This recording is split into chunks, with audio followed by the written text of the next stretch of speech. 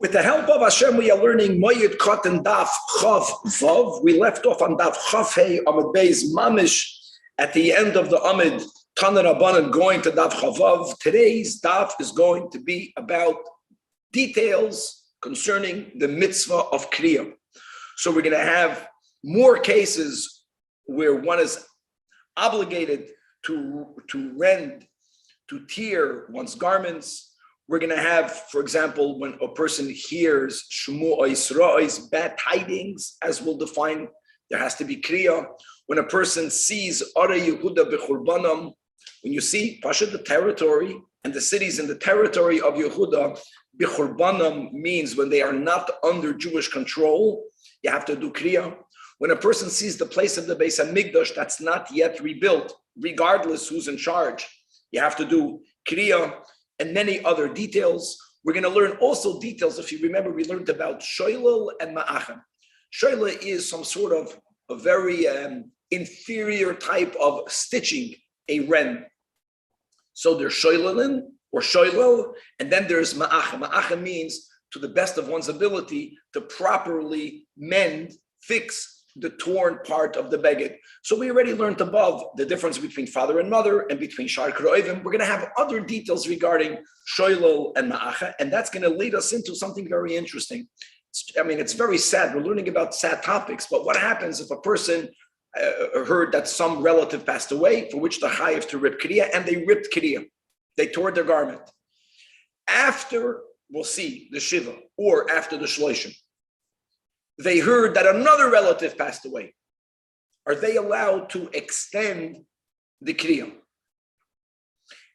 Which will be very much connected to, and what happens if they were already shoilel, the previous one, or if they were ma'ache, that will play into whether they can extend it or not. And here again, there'll be a difference between the kriya over father and mother, which we learned. It's not only about one has to rip all of the garments, but also the length of the tear that we learned above, that normally a tear is one tefach, even though today we're going to learn a machloikis about that. When it comes to father and mother, you always begin from the top. When it comes to father and mother, you have to rip until it exposes the area of the heart, which can be more than a tefach. We're going to see how that will also play into this question, whether you can extend for whom was the first kriya. Then we're going to have a very interesting chazal. Hayoytze the beged kirua lefnei hameis. That means a person has a relative that passed away, and they put on a garment that was already ripped before. And the Gemara has a very strong expression. Hareze goizel. This person is stealing both from the mesim and from the chayim, as we'll explain. We're going to have something very important, especially for doctors, and the truth be told for all of us, whether one should withhold information that is tragic information from someone who's ill. When someone is ill on a certain level, notifying them, for example, that they had a relative that passed away can bring their demise even closer. So we're going to learn about the withholding that information. And this is the source in the Gemara, even though there's only one line. When it comes to doctors, like there are scenarios that there is a right on the doctor and on the people around the patient not to give the patient the full truth, if it's determined that the full truth will be detrimental to their health. And finally, if we'll have time, at the end of the Amid, we're going to go back to the Mishnah that spoke about Sudas Habra'ah. So after the burial, the first meal that the mourners eat is a meal that's not bought from their pocket. Other people, non-family members, buy a meal. This happens ad hayoyim hazeh. It's a very simple meal. It's bread and eggs. And it's given to the mourners. Now, the minig in the times of the Mishnah Gemara and the times of Chazal is that the visitors, the chaverim, would join the meal. But the Mishnah says, but make sure that only the mourner should be the one sitting on a low chair, on an overturned bed. And all of the visitors should not sit. They should sit on a proper, the way they would sit on seats in the times of the Gemara. And our Gemara will give an exception. It's a very deep lesson when it comes to friendship and a lot more. Let's start. Again, we left off at the end. Rabbi, did you mean detrimental to their spiritual, physical, mental health? That's a good question. I'll leave it open. I'll leave that open, Baruch. We're going to just touch upon it. Yeah, I know this is something I'm sure that you guys struggle with a lot. I can say very generally, Baruch, that it's all connected.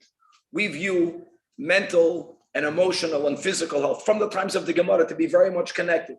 Because when a person is in good spirits, the person has a greater chance of recovering. When a person is emotionally down, they're more vulnerable even to physical things. And on a more subtle level that goes to a spiritual. So we'll get back to that, at least to know where the topic is from. Okay, Tanach Rabbanan, Daf Chavav on the top. We learned in a Brais, more people for whom the Elu Kiroyim, more rent garments that she'ein misachen, that may never be fully mended. Now we only learned never being allowed to fully mend above for father and mother. For a kriya that was made, alav and valimay. Now we're going to learn more. Hakoireya alav, we're reviewing. If a person chas v'shalom lost a father and they did kriya, even after 30 days, we learned they can only be shoylo, remember that? But they cannot be ma'achim, never. But alima, same thing for the mother. Now let's go. The person tore kriya because the one who taught him the majority of his Torah passed away. Va'al Nasi, the leader of the Jewish people, we call this a Rebbe. Va'al Av Bezdin, the great Torah scholar of the generation, now knew. Va'al Shmuai Sarais, hearing bad news more. The Gemara is going to define each one. It's not as general as it sounds. How do you define bad news? We'll see.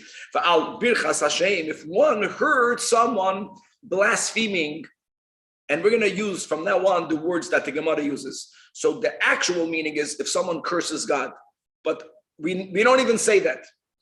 We say if someone blesses God, and it's a euphemism, and we'll go on with the blessing God. So if someone who blesses God's name, I'll say for Torah Shenisraf, here it's if a person sees a Sefer Torah being burned, again, there are many details all the way in halacha. I mean, there are times that there's a tragic fire and a Sefer Torah is burned. And then there are times that someone intentionally burnt the Sefer Torah. That's the one for which you have to rip kriya. Va'al Adi Yehuda, and if a person sees the cities of Yehuda, and Va'al HaMikdash, and on the base HaMikdash, Va'al Yerushalayim, when they are in ruins, you have to rip kriya. Now, halachically, again, we're going to give some more details as we unpackage this. Huge difference between ripping kriya for seeing the cities of Yehuda in their churban, as we'll have the words later, versus Mikdash and Yerushalayim. The Ara Yehuda's churban means when it's not under Jewish control, which means that when the Yidden, like nowadays, have control over Yehuda, even if they didn't yet build up a city, it's not called a churban, because it's in our power to do so. When it comes to Mikdash, it's not about who controls, let's say, Harabais, it's about whether the temple is built or not. And Yerushalayim, L'chura, is an extension of the Beis HaMikdash. Now, the Koireya al Mikdash, if a person, as the Gemara is going to specify, clarify, if a person came from the east, let's say, and the first thing they saw was the place of the Beis HaMikdash, and they tore kriya, and then they see the city of Yerushalayim that's not yet rebuilt. So here they are allowed, they're not mechuyev to rip their beged in another location, always beginning from the top, but they can simply extend that which was already torn a little bit more, further down, because you rip from top to bottom. You don't rip horizontally. And the Gemara is going to clarify, and not on the opposite. If a person began ripping kriya for Yerushalayim, you can't add for the Beis HaMikdash. And we're going to learn, like we mentioned in the introduction, B'chlal, if a person ripped kriya for one relative, and then after a certain period in the morning, they hear there's another relative, the rule will be that if the first kriya was for someone for whom you have to mourn on a higher level, then you are allowed to extend for someone whom you only have to mourn for relatively on a lower level, but not the other way around. We're gonna go through the details in a moment. Okay, end of Brais. And now the Gemara is going to go case by case sources and further detailed clarifications. Other the and Verabdi Shalom the Torah. How do you know what? How do you know two things? How do you know that you have to rip? And how do you know that this is a rendering of the garments that cannot be properly amended, right? Ve'ein misachen, because it says regarding Elisha's witnessing the ascension of his rabbi, of his teacher, Elyahu Hanavi, Elisha Roya. And when he sees Elyahu Hanavi going up in that fiery chariot, for who mitzaek, and he's shouting, Avi, Avi, Father, Father. Rechev Yisrael Parashav, Yisrael's, the Jewish people's chariot and horsemen, and the pasuk explicitly writes that he rent his garments. So Avi, I know that he called Elyahu father, but we are learning now a limud. Avi means that when there's other than Imo, you have to rent your garments. Rechev Yisrael U'Perashav, who is the one who is, so to say, the Jewish people's chariot and horsemen? Zeraboi Shalim de Torah. How is the Rabbi Shalim de Torah your chariot and horsemen? My mashma. So the Gemara explains. Kedemetargen Rabbi Yosef. Rabbi Yosef was the master metargemin. Rebbe, letav lohoin li Yisrael. A Rebbe, someone who masters Torah, has the koyach to bring good to the Jewish people. B'tzelusei, with his prayers, just like or even more than made a sichon u'parashim. More benefit that you get from having a chariot and horsemen. In other words, you have physical guards, people that have a lot of physical power. Even more powerful is a Rebbe that davens for you. Now, by the way, that doesn't have to be your Rebbe, but your Rebbe is going to be davening for you. So who is my greatest protector? Of course, it's God. But who's looking out for me more than anything else with the greatest effectiveness? The Rebbe that taught me Torah, because it's a given that the Rebbe is going to daven especially for his Talmudim. And now that he passed away, for such a person, you have to mourn by rendering the garments and expressing the grief by never fully mending it. And how do you see that in that passage? Because it says there, mamash, regarding that event, that that Elisha grabbed onto his garments, and he tore it and he rent it. Now we already had that kasha above. If it's rent, of course it's into two. So here we're having another limud, which is Mishnah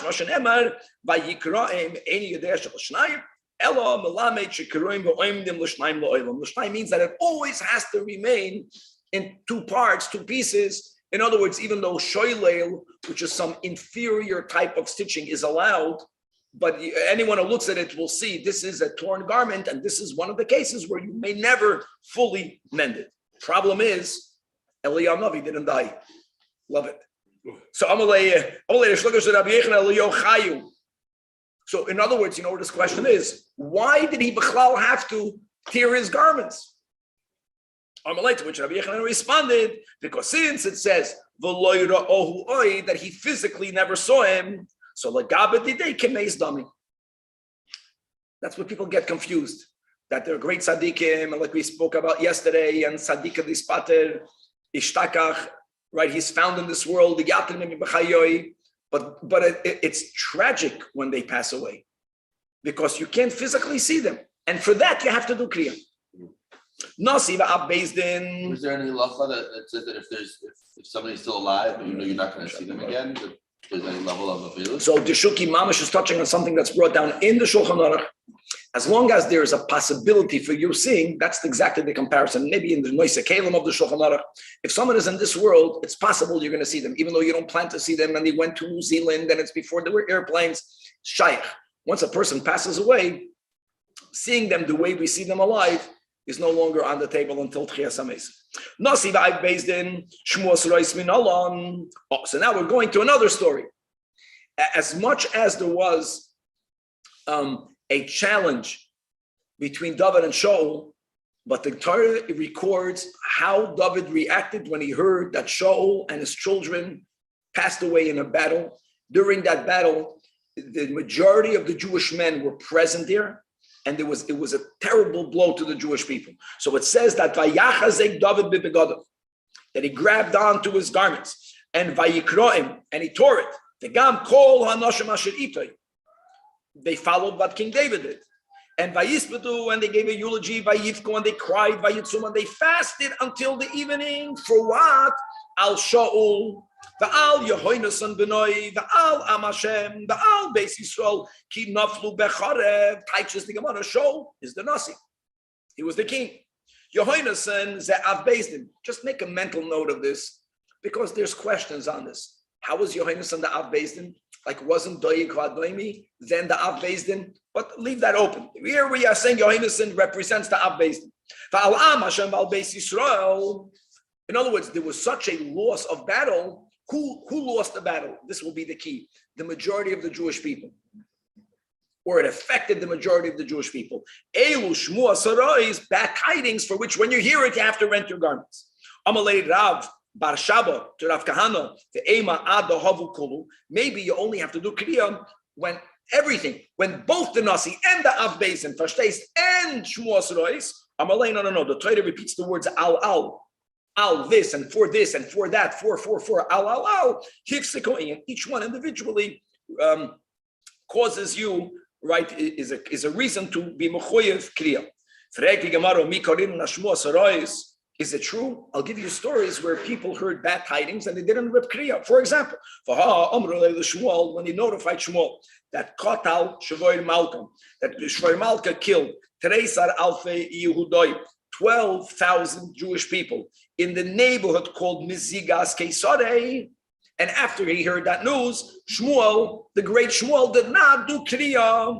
Answers the Gemara, when are you obligated to do Kriya for Shmuel Yisrois? Bad tidings that involve Roiv B'nai Yisrael. And that's the key, that by the battle that Shaul fell, the numbers of Jewish soldiers that were there were tremendous. And that was a loss of a battle that affected Roiv B'nai Yisrael. Okay. Like we just mentioned with Pasuk of David and Shaul. Hold on, a side question. Did Shmuel Malka kill Jews? They had a relationship. Shmuel Malka was a Persian king, and he told them, Teseli, everyone is Teseling in the Gemara. Teseli means God owes me, or Gan Eden is coming to me. I'm worthy. This is such an American statement, huh? He says, I never killed a Jew. Here we're saying that he killed 12,000 Jews. So the Gemara answers, no. What he meant to say was Hassan, Inu, Garmel, and Afshayim. There, they made a rebellion. What Shmuel Malka prouded himself by the fact that he wasn't prided himself, he wasn't an anti-Semite. He didn't kill a Jew the way other rulers kill Jews. There, they made a rebellion. When they made a rebellion, the king feels he has full right to go and to quash the rebellion. To Amar Avami, regarding the moment where the Yidden in Mezigas Keisari were attempting to become independent by rebelling, by throwing the yoke of the government off, the Kal Yisirei, the Mezigas Keisari, that they were so joyful in their initial independence, that they were playing harp strings, they were playing musical instruments. You know how much music they were playing? So much that the walls in Lutkia, in a neighboring village, those walls cracked from the noise. It's an expression. They really rebelled against the king. Pekah, the wall, Pekah means it cracked in the city of the Lutkia. They made a rebellion, so he had the right to crush them. And in that crushing of the rebellion, 12,000 Jews got killed at Rahman al-Islam. But you can't say Shmuel Malka is still correct when he told Shmuel that I never killed a Jew for no reason. Okay. Albirchas Hashem, when you hear someone blessing God, euphemism. How do you know that you have to rent your garments? Minolon dechsiv, vayovoy Eliyakim ben Chilkiyo asher al abayis. Eliyakim, the one who was in charge of the palace, and Shebna the scribe, and Yoyach ben Asav Hamaskir, the recorder. It's interesting that we call the Rebbe's secretaries maskirim. Recorder means someone who's really doing nothing other than just writing notes of what's going on. Okay, and El Chizkiyahu Kiruye Bigodim, when they came to Chizkiyahu, they came with rent garments. And the pasuk over there is speaking about those who heard someone blaspheming. And when they came and notified Chizkiyahu Melech, they already came with rent garments. Is the Haraya, why did they rip their garments? Why did they rip Kriya? Because they heard someone blaspheming. Now, there are some details just to speak out. Birchas Hashem is when someone actually says Hashem's name. And he curses the name of God, articulated. Okay, right. Tanach Rabbanan, more details regarding Birchas Hashem. Whether you heard directly yourself someone blaspheming, or the Echat Hashemeya Mipi Hashemeya. Who is going to hear Mipi Hashemeya? I'll tell you who. The people in court, the Dayanim. Because you know what? The Eidim that testify in court that so-and-so said blaspheme, they have to repeat verbatim what was said. Now the Eidim, even though they're hearing themselves speak, they don't have to rip again. They ripped when they heard it, and now they're only repeating it in a basin. But anyone who hears it first degree from them also has to rip kriya. Chayiv l'kroya. But v'ha'edim, they're not chayiv l'kroya. Shekfar koru b'shasha sham. Says the Gemara. So what? So what that they heard it, but they are repeating it and they are hearing themselves. And the dayanim have to rent their garments. B'shasha shamu frek the Gemara may have a hakashami hashta. They're hearing it again. Someone says loy salkadaika. That's not. Don't think about it. That's not a problem because it says. Let's go back to the source. From where do we know you have to rip kriya from this event? Here it says. The words that were said, which is blessing God. So Vayikras Begodav, it says Chizkiyahu Melech tore his garments. Clearly, from that we can infer only the king then tore his garments, but they, the witnesses, didn't because they already tore their garments and they were simply repeating in a beis din about what happened. Now, If it's so bad, why repeat it? because if you don't testify in court exactly as to what happened, then you can't punish someone. Birchas Hashem is a capital crime. When beis din things have to be exact. This is what happened, not bananas, not the hint to what happened. Weiter. When the Brisa says that this is a kriya similar to Aviv and Imai and Rabbi, that you can never fully mend it, how do you know that? We have an interesting concept. This is all drashas. We have a Gezeda Shaveh in Nach itself. Our kriya from Chizkiyahu, from the story of Elisha and Elyahu. Kriya. Sefer Torah shenisrat min olon. Sefer Torah that's burnt. Again, in halacha, burnt doesn't mean a tragedy in a shul, but it means someone purposefully burnt a Sefer Torah. You have to rip your garments. Vayihi kikroi Yehudi. When a Jew began to read 3 Dolasais means doors or stanzas. It means psukim. Now, what happened is that parts of Eicha that were composed b'nevuah by Yirmiyahu, they were composed way before the Beis Hamikdash was destroyed. It wasn't written all in one go. Perek Aleph, we're going to see not all the psukim in Seder. It's written on Aleph, if you remember. Psukim were written before, and someone relayed to the king the words that Yirmiyahu sang. And at some point, he got so angry that he tore those verses that were written and he burnt it. And even though this is not what we call a Sefer Torah, clearly the Sefer Torah means any part of Tanach, including Nach, including Suvim, right? Which is Eicha.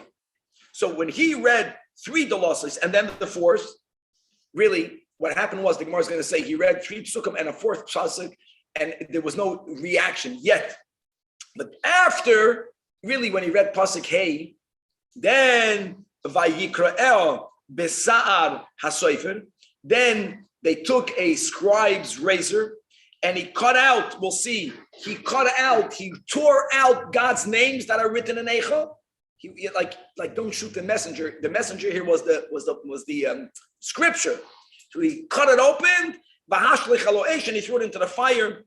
Asher al ha'ach, that was on the fireplace. That's the pasuk. Now this is about Melech Yehoyakim, who reacted that way. Says the Gemara, "My shalish dolosis va'arba." And again, the pshat is put a comma after va'arba. Means he heard 3. He heard even a 4th, but he didn't yet hear it. He only tore it and burnt it after the 5th. So the Gemara says, "Omar Yakim." Whoever was carrying these prophetic words of Eicha prior to the Churban, read that Yirmiyahu, I want you to know that Kasav Yirmiyah Sefer Kinnis. He wrote a book of Lamentations. So Amar Lahu, so the king Yehoyakim asked the messengers, Mike Siv Bey. So they told him, Eicha Yashva Badat, that Eicha, how is it? Or alas, she, meaning the city of Yerushalayim, sits in desolation. So when he heard those words, he said, fine, I'm the king, meaning I don't care. Because when the people suffer, you know who suffers last? The government. They tax the people. They're good. So the city will be in desolation. Say that I'm the king. I'm not the spoil. I'm going to be fine. Amar lei. You see, say that aleph base. So pasuk aleph is eicha. Pasuk base is base. They're going to cry bitterly at night. So he said, okay, say that I'm the king. I'm not going to cry at night. For me, it's good. Go say Yehuda Ma'oini. There's going to be galus. So he felt, okay, only the people will go into exile. I'm the king. That's already pasuk number 4 by Dalit. Still, Ana Malka. However, the moment that he read pasuk 5, Pashtei Hayu Soreha L'Roish, which means that our adversaries, our Soreha, they'll become the leaders. Oh, 1 second. That means that I'm going to be dethroned. Now you're writing that I'm going to lose my position. Who said that? And he didn't say who said it. He kept on reading the pasuk. You know why? Ki Hashem oigam. God spoke that this is going to happen because of the many peshoyim. Ooh, he got very angry. Miyad kodar kol askore sheba. He cut out God's holy names and he burnt the whole parchment in fire. Tosfos points out he has another version. In other words, that he brings from the Yerushalmi, it wasn't about cutting out God's names. That's something else. We're speaking about a Sefer Torah Shanisra. No, he cut it and he burnt it. Not goyres God's names. It's not about the burning of the God name. It's about burning a Sefer Torah. And again, it's interesting. 2 things here. Number 1, it's not Sefer Torah. It's Ksuvim. On the other hand, it wasn't an accident because tragically throughout history, sometimes a shul can burn down and sometimes it's a tragedy. But the concept of Kriya is like the source. If someone purposefully burns any of the Chav Daled Sifrei Kodesh. V'hainu d'chsiv, if v'loi pochadu, that v'loi karo is big dayim, that the people who witnessed that, the pasuk is criticizing for them, not being afraid of what they saw and not rending their garments. That's a word of criticism. So Bechlal is an ayah that if someone witnesses someone burning purposefully a sefer, the bo lemikra. Let's go. Eiman Mishum, maybe now that we already established that when you hear Shmu Ois Rois, you have to hear Kriyam. Maybe they should have torn their clothing, not because they witnessed King Yehoiakim burning. No, because they heard in the words of prophecy that Yerushalayim is going to be Yashva Madad. That Hoyot Sarel L'Roish. Amalei Shmu Ois Rois Vayishata Mihava. That tidings, very important rule, doesn't mean that you heard about a futuristic event, even though it's coming from a Navi, and you know it's going to happen. Shmuoi Sarois means that something already happened that affected the Reiv Am Yisrael. That's called Shmuoi Sarois. When you read the Toichecha, no one has to rip Kriya. After the Holocaust, when people heard about they killed 6 million of us, that's when you have to rip Kriya. You understand? Because it happened, not because it's going to happen. Haroya, Sefer Torah Shenikra, if you see a Sefer Torah being torn, Chayiv L'Kroya, Shtei Kriyos, you have to rent your garment twice. Gewaldige Ruchnistige Gemara. Echad ala Gvil, ve'echad ala Ksav. So the Gvil is the white parchment. The Ksav is the black letters, the white fire and the black fire, the Oir HaSoivev and the Oir HaMamali, which is exactly what that represents. And you have to therefore rip Kriya too. It's not just about the letters that are torn, it's the parchment that's torn. Also, as it says that this is this story that we just read about. This is Yehoiakim ripping up parts of the pre-foretold Eicha. The Es Hadvarim. So you see, it says 2 things. He ripped the Megillah and he wrote the Dvarim. Dvarim is Mamali, the words. The Megillah means that just for the Megillah you have to rip Kriya. Now, if you remember, we learned in Mesechtes Megillah, right, about how you sew the Sefer Torah, and how we spoke that when you do Galila, you put the sew in the center. Again, there's accidental tearing, which could happen. We don't rip Kriya for accidents, just a halacha l'maisa. But if God forbid someone did it on purpose, really what we learned is that if someone tore, God forbid, a Sefer Torah, even if they didn't cut through the letters, you have to rip Kriya. Rab Abba v'Rafuna bar Chia Havayasi.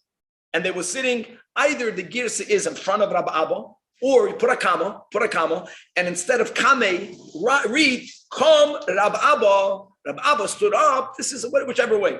Rab Abba needed to relieve himself to the bathroom, and people used to sit the whole times with tefillin, and you have to remove your tefillin. So, shakle, litoy tafte, itoy tafas, right? You're beautiful. He removed his tefillin, and achasei, Abei Sodya, he placed it on a respectful place. He placed it on the cushion that was on the ground, but it was near the ground. Asoi barna amisoha, an ostrich came And the ostrich almost swallowed his tefillin.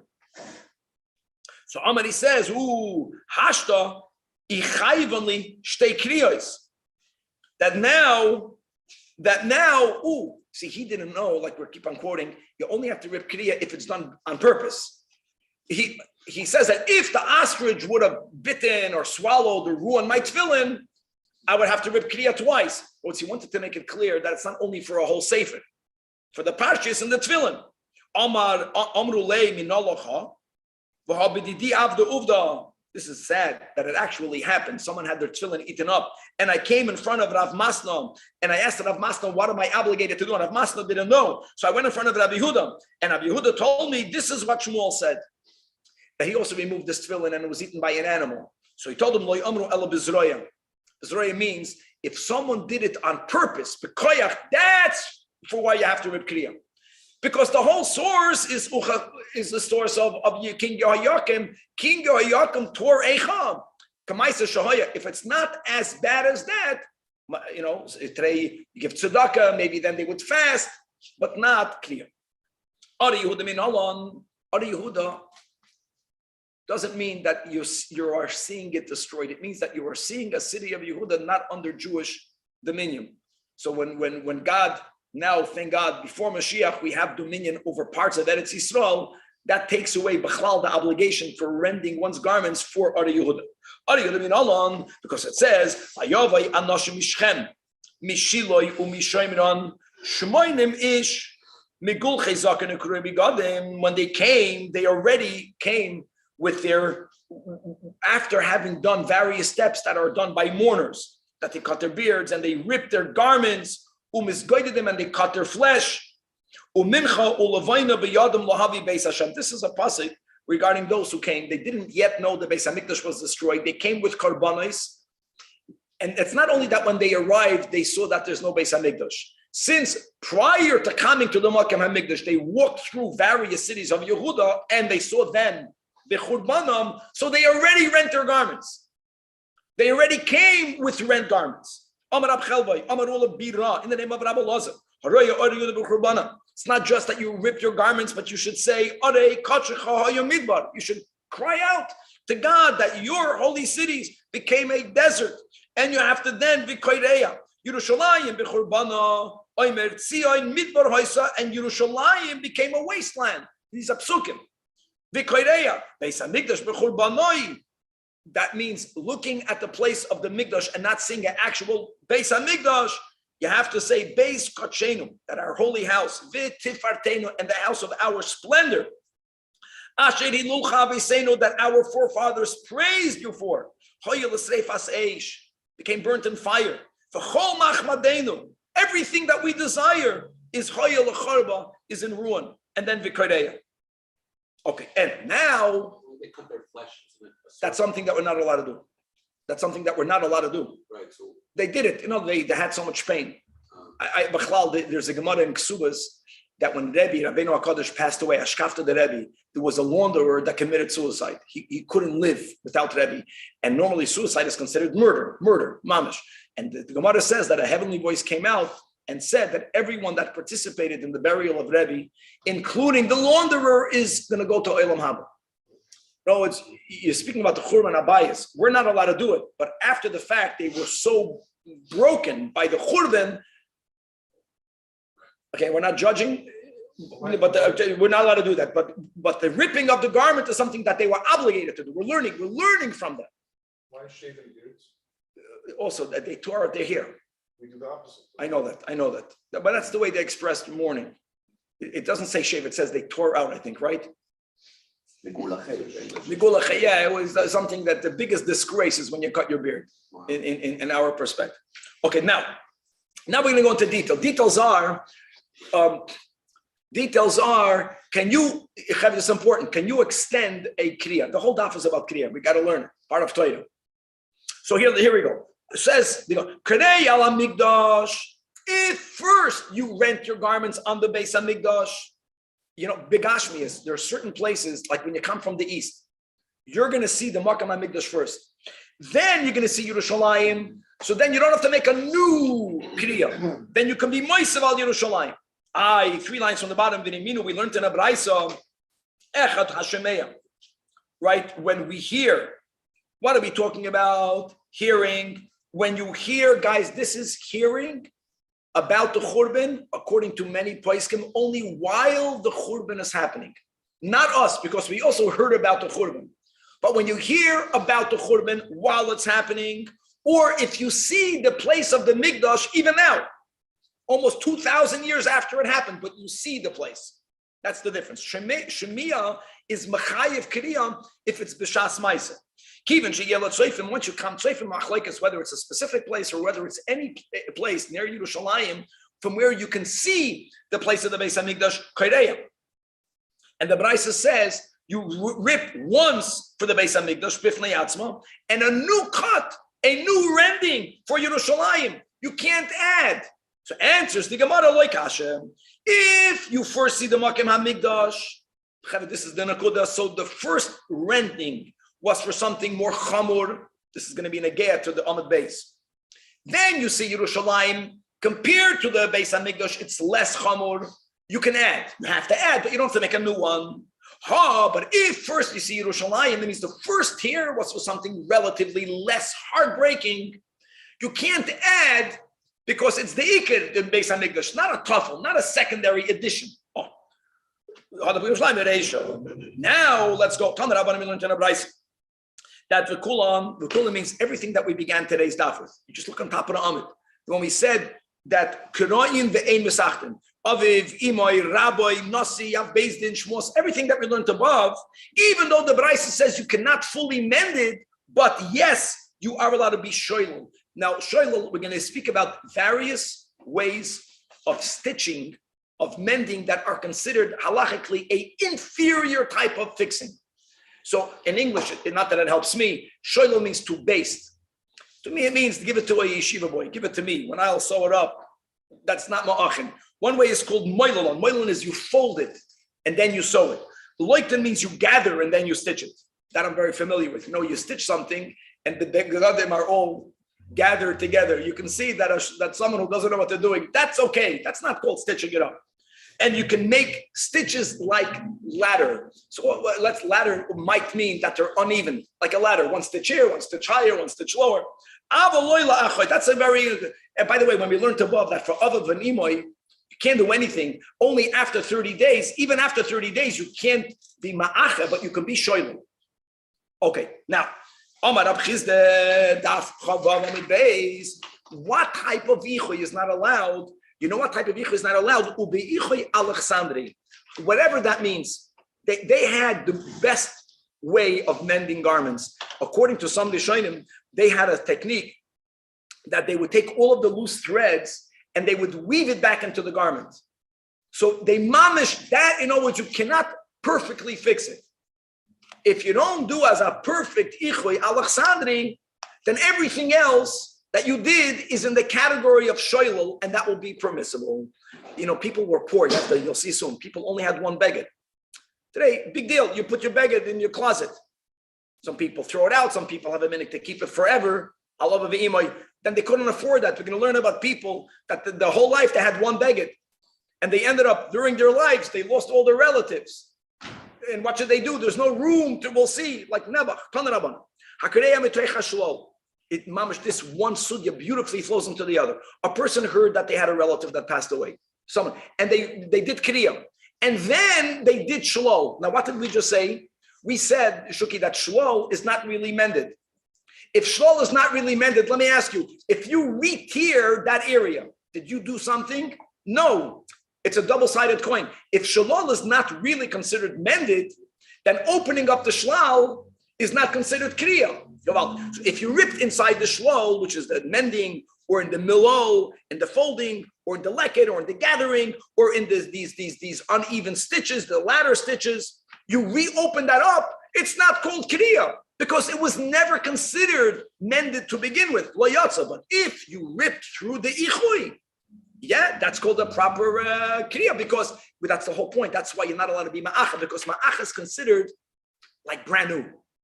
And here again, Rab Chizda says, what type of ripping through the area that previously there was a kriya, that you're saying, it's considered a good kriya only if the ichud was Alexandri. So his kula is now from Yeah, no, if you want to word it that way, just it fits together. Shalol means nothing. Shalol just means that you're not sloppy. But it's not fixed. You can see it's a torn garment.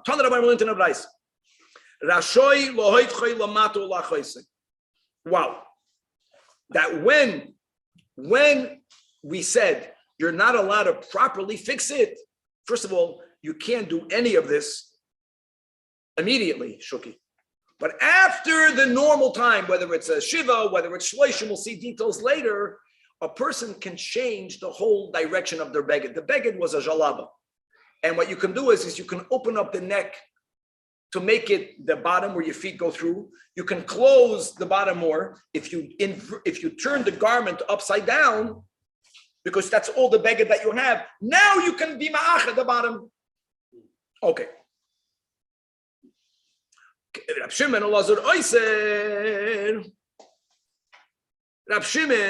holds that even if you inverted the garment, still asur la achoisa. Guys, achoisa is not sister. Achoisa is from ma'acha. That even if you inverted the beged, the fact that it's a kriya, in other words, you know what you see? It's a din like in the beged. The beged cannot be fixed. And furthermore, it's not only you, the one who rent the garment. You may not fix it. Let's say if you sold it to someone else. This is a wow. In other words, the isur of ichui is not a din on the gavra. It's a din on the beged. And that's why a moiched has to notify the lokeach that this kriya isn't, a shlamazal kriya. No, it's because someone was mourning. And if it's a mourning for a case or for a person for whom you can't do icho, you have to let the lekeach know. If not, it's a mekach to. First, the first kriya, this is other than father and mother. We learned this above. What's the minimum amount? 1 tefach. V'toisefes, here we go. V'toisefes means that if another relative passed away, again, after a certain point, either after the Shiva or after the Shloshim. And now you heard it, and now you have to make another kriya. You can rip it further. But when you add, you only have to add 3 fingers. You don't have to add, you know why? It makes sense, because once you added, you already have a tefach. Now, why dafka 3 fingers? So there's a din that a beged, the minimum size beged for beged, if he called beged, there's 3 etzba'os for dinam tulantan. Rabbi Yehuda, he says no. He says the first time you rip it, you only have to rip it the length of 3 fingers, because it's not about you're grabbing onto it. It's about the beged. The beged is 3 etzba'os. And the toisefes, if you're going to use that garment and you're going to only add to that ren area, you have to add just a kol shu. That makes sense, because when you added the kol shu, you already have the 3 fingers plus. Amarula halacha Rav Meir b'kriya, which is chamur, because Rav Meir holds you have to rip a tefach, and halacha Rav Yehuda at least b'teisefes. Tanya namiyachi Rav Yosi Omer tchilas kriya has to be a tefach, but when you add, if you add in the cases where you are allowed to add only kol shu. Tana Rabban. Now we're going to go into cases where you're adding. Amrulay meis aviv. Person, God forbid, heard that his father passed away. And v'kara. Now, the first period of mourning ended. You have to insert these words. Whether it's Shiva or Shloshim, and machloikasum. And now, he heard Nabach that Neis Benoi. And he added, like we just learned above. Now, Chevre, what did we also learn? We learned that other than father and mother, after a certain time, you can fully mend it. So what's the din over here? Says the Braisa, yeah, tachtoin misacha. In other words, that's after 30 days for a benoi, that you can mamish fix it. That you can fully mend the added kriya, because the added kriya was for the son. But the Elyahu, which was made for the father, ain't a misacha, like any other case that you cannot fully mend if the kriya was for father. Now what happens if the order was the opposite? First, meis benoi, and he did kriya. And then he heard his father passed away. And v'hoisef. Same halach. Elyahu misacha, the upper part could be mended, and the tachton ain't a misacha. Now guys, I want you to appreciate the chiddush in the statement. Because what did we learn? There's a flow here. We learned that when you add, how much do you have to add? Only a little bit. How is the little bit enough? because you are counting that which was ripped before as part of the kriya.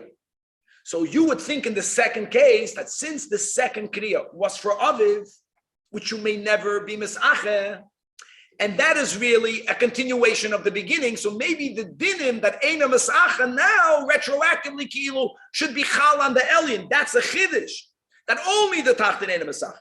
Now, next case, if a person heard at one time all of these people passed away, Rahman al-Atzlan, he heard meis aviv, meis the Holocaust, meis imoy, meis achid, meis achoisoy. Says the first Tanach kriya kera echad l'kol. He's allowed to rip one kriya. When did we say you have to add? That's because there was kriya, and then there was a later event.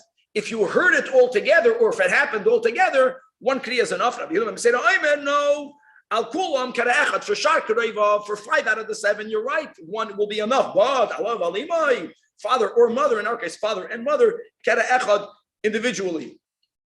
Why? These are his words. Because when you rip one time, when we learned above that the concept of adding, it's mentioning either you heard about the new tragedy 7 days later or 30 days later, but not prior. If it's within the same shiva, then you can't add. So think about it. If a person is going to rip their garments, if they have in mind when they begin father and mother, then it cannot be good for the other relatives. The only question is, why can't they have in mind the other relatives first and then father and mother? That's the Gemara's kasha. My tamam, all right, because when a person hears the news, that's the way it's going to work. He's going to rip for that which is most painful. He's going to be ripping first for father and mother in his mind, and for everyone else. The moment it's father and mother, you can't add to that when you hear it at the same time. Now, Amar Shmuel, halachic Rabbi Yehuda ben Beseida. Now, this is a bomb. Why? Because Shmuel is the Amoira that we keep on quoting that holds that we are lenient by Avelus. We are halachic activity amekel ba'Avelus. Here, the Tanakama holds that you can make one kriya. It's only Rabbi Yehuda ben Beseida that says you have to do separate ones for Aviv and Imoy. But why was he machmer? Frek the Gemara, the last narrow line of me Amar Shmuel Hachi. Didn't we learn Amar Shmuel Halachi Amekel be'Evel? Answers the Gemara, don't entangle Avelus and Kriya.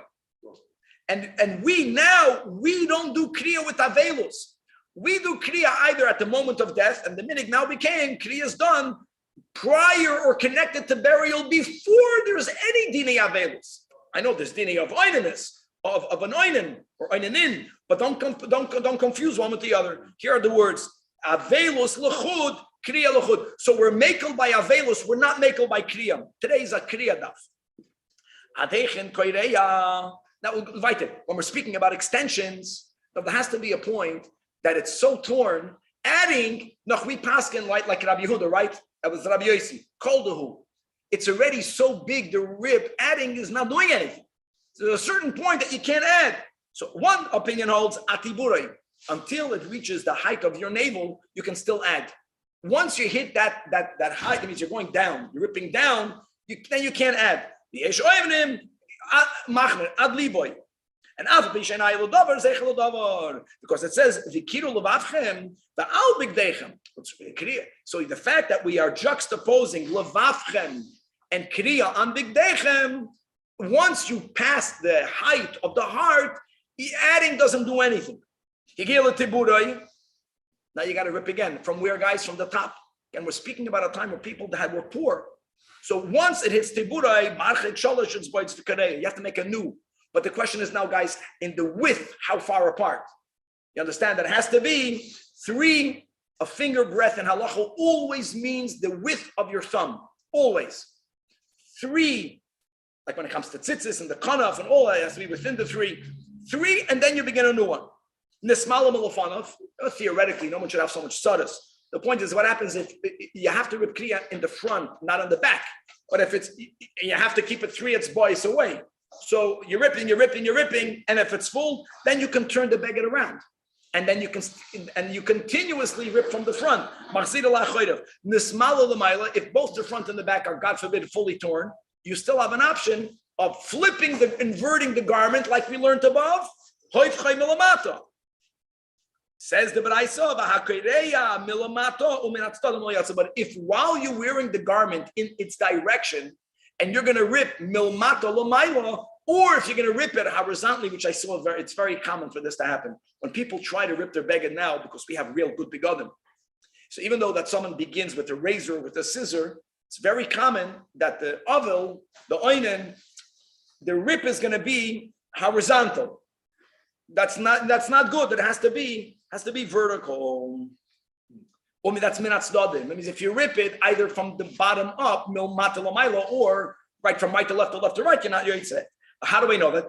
Because since the Torah says that a kohen gadol who may never rent his garments, still he rips it from the hem, from the bottom up, is arayah. You understand that the kohen gadol is doing it not for hilchos kriya. He's doing it because of it's also the laws of mourning. Aside of them, first and foremost being halacha, they are healthy, emotionally healthy mediums through which to externalize grief. And there is a healing aspect to externalizing your pain by doing kriya. So he does the kriya. He gets the human part of it, but not halachically. How does he do that? He rips it from the bottom, from the hem up. Is that ayah that halachically kriya is from the top down? What about sideways? Sideways is not good. Couldn't you see that kohen gadol? Yeah, it doesn't matter. The fact, yeah, it's not a kasha from that. Okay. It says, Pligu of Masna or Marut. And both of them argued, also going back to the earlier generation. One was quoting the father of Shmuel, and the other one was quoting Levi. One of them says, Kol Shiva Koireya. Kol Shiva Koireya means that as long as Shiva passed, that's what we're speaking about adding. So there's hearing at the same time that we had the Machloikas, and we paskin like Yehuda and the Seder. Then there is hearing one far away from the other. How much time has to pass? 7 days. Because even if a person is in the shloishim, God forbid, of let's say of his brother or sister, and then they heard another relative dies, they are allowed to add because it's already out of the mourning for the first. Ula'achar shiva moisef. No, during shiva you have to make a new kriya. You can't add. Same thing. During shiva you can't make. But the moment shiva passed, that is where you can extend. No, it's more than that. That if a person hears about another passing, but within the shloishim of the first, he also has to make a new kriya. All of the dinim that we learned above about extending is only after the shloishim. Why is that? Because you can't even do shoylel during the shiva, as we learned above. Let me ask you, when the master taught us that a woman, for her dignity, is allowed to do shoylaltoi right away.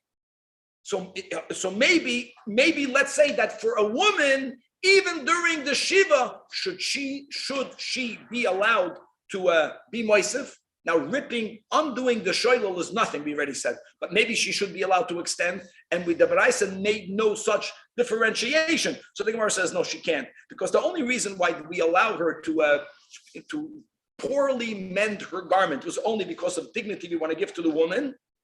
But we're not going to allow her to extend it. She's bound by the same rules of a man. Now, next question. Why is that? What's the magic of 30?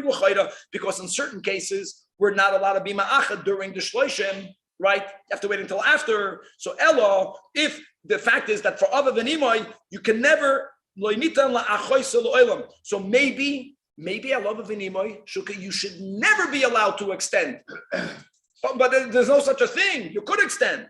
So here again, really, the beged you can be ma'acha. It's because of kavod of the imoy. That's why you can never fully mend it.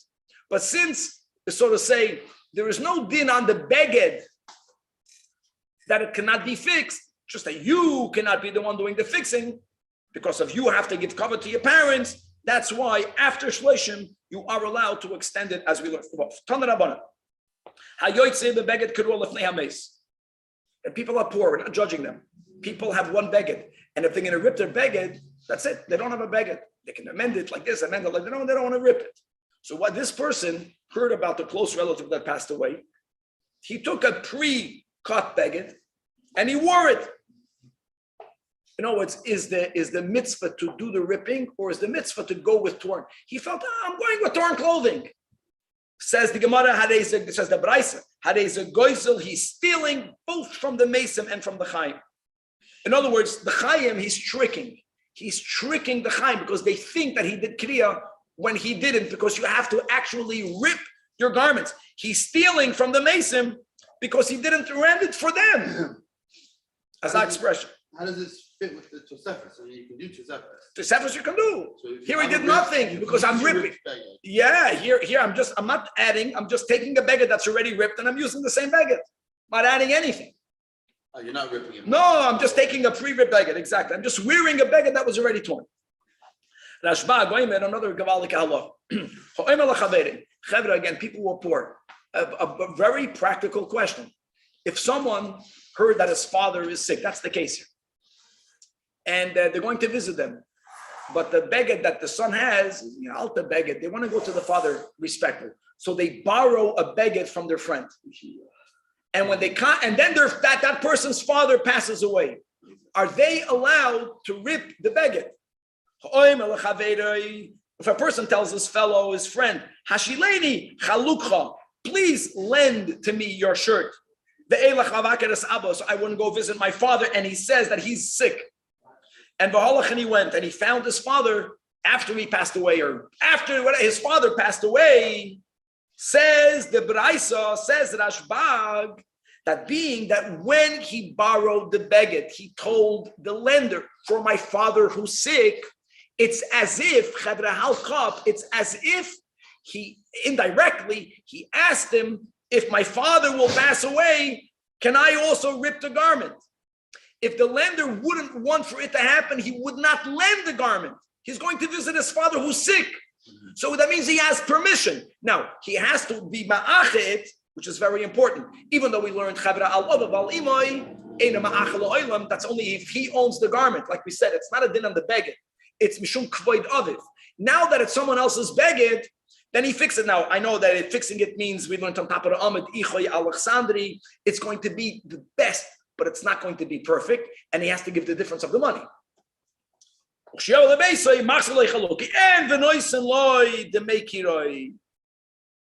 has to give him back the garment, and he has to give him the money that it will, the devaluation. But what happens if he didn't tell his friend, I'm going to visit that person's father who's sick? He didn't say someone is sick, someone for whom, if they pass away, is chayv to do kriya. Then, there's no, you're not allowed to use your fellow's money without their reshus to fulfill your mitzvah. Now, this person will have to put on his beged and do kriya. He's not patur from kriya, but he may not do kriya on that beged. Tanach Rabbanan. At least let's touch what we began to share with. We learned in a Braisa. Someone who's sick, and one of the chayla's relatives for whom he has to mourn passed away. Wow. Says the Braisa, don't let him know. Why? Shema titarev datoy olav, because his mind will become muddled. Now, I want you to know, this is very important. A doctor is not here right now, Dr. Baruch, but actually the poskim learned from this chazal that if not for a health concern, which we have to take into account, a health concern for an ill person, because everyone gets hurt when they hear news. And I'm sure it affects everyone's health to a certain degree. But if someone is a chayla, you're putting their life in danger. You know what we are medayik from this braisa? That if there isn't such a concern that they might die, or titarev datoy, you're obligated to give the information to the chayla. That's what they learned from over here. This is, if there is a fear of someone dying. Now, I know the words are not dying, titarev dati, but titarev dati means he's going to lose his mind. And a chayla who's going to lose his mind, his very life is in danger. So if there is a life danger issue, then are you allowed to withhold information? Well, they say a joke that a patient, he wants to know what's his status. In the hospital, he should call up the front desk, because they'll tell a stranger, how is the patient doing in room 205? And the person will give you more information sometimes than the people that enter your room. Mamish. There's a minute here, they don't tell you anything. You might sue them, you might this, you don't know. You're mechuyev to give a patient only if it touches titarev dati. We'll leave it at that. And therefore, it's not just you can't tell them explicitly. What about the ein mekarim b'fanav? In other words, imagine someone is visiting the chayla, the relatives, and they enter with a rent garment. What do you? And also, umishatkin as anoshim mipanav. You silence if women are visiting the chayla and their eyes are baggy and they're crying and they're shrine. Silence them. So we see from here, otherwise, if not for the situation, As Eitz HaToiva, never silence a woman. It's a good advice. This only over here. Very good. And the final din will continue tomorrow. That means that if a katan, one of the katan's relatives passed away, so then the adults rip his garments, and it's not because of chinuch. That's the point. Because be mechanech to keep Shabbos. Don't be mechanech someone how to mourn. Since when other people see a child with a rent garment, they feel the pain. So it's done to bring about more emotions by the other adults. And not because there is any chiyuv on a katan, not even for beautiful. You're not mechanech hilchas avelos. Many Rabbanim don't even learn hilchas avelos properly. Like, I mean, we know a little bit, and during the, today you have access to information quickly, because that's not chinuch. Be mechanech for every other part of Yiddishkeit, and God willing, the bila hamavos lanetzach, and there won't be any dinim going forward. We're going to stop over here. And just like when we finished Megillah, being that daf chavtes is a relatively small daf, and the next dafim are very big, it's going to work out. Right? Today's Thursday, so we have Friday, Shabbos.